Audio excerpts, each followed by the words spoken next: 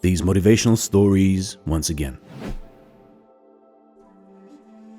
So once upon a time, in a kingdom in India, the finest of the royal horses was taken down to the river to be bathed. The grooms took him to the same shallow pool where they always washed him. However, just before they arrived, a filthy, dirty horse had been washed in the same spot. This horse had been caught in the countryside and had never had a good bath in all his life. The fine royal horse sniffed the air. He knew right away that some filthy wild horse had bathed there and fouled the water. So he was disgusted and refused to be washed at that place. The grooms tried their best to get him into the water, but could do nothing with him. So they went to the king and complained that the fine, well-trained royal stallion had suddenly become stubborn and unmanageable. It just so happened that the king had an intelligent minister who was known for his understanding of animals. So he called for this minister and said, "Please go and see what has happened to my number one horse. Find out if he's sick or what is the reason he refuses to be bathed. Of all my horses, I thought this one was of such high quality that he would never let himself sink into dirtiness. There must be something wrong." So the minister went down to the riverside bathing pool immediately. He found that the stately horse was not sick, but in perfect health. He noticed also that he was deliberately breathing as little as possible. So he sniffed the air and smelled a slight foul odor. Investigating further, he found that it came from the unclean water in the bathing pool.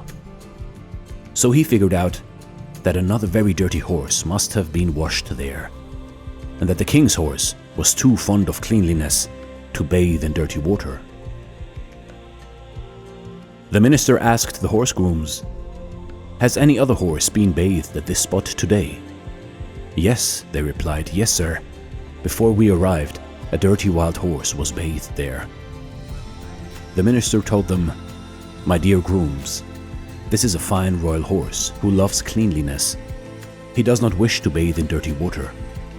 So the thing to do is to take him up the river, where the water is fresh and clean, and wash him there."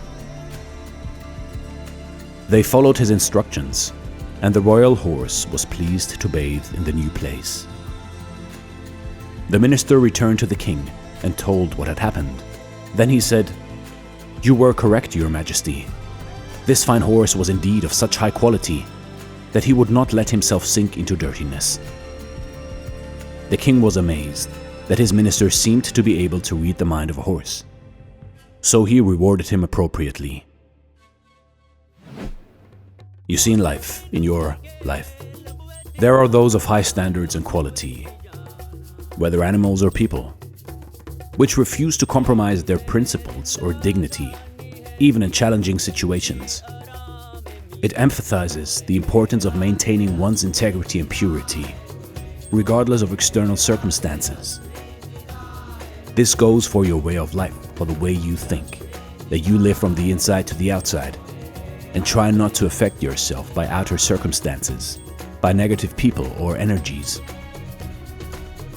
Sometimes the people with the purest of hearts and best of intentions refuse to partake in a society that has turned dirty and has lost all morals.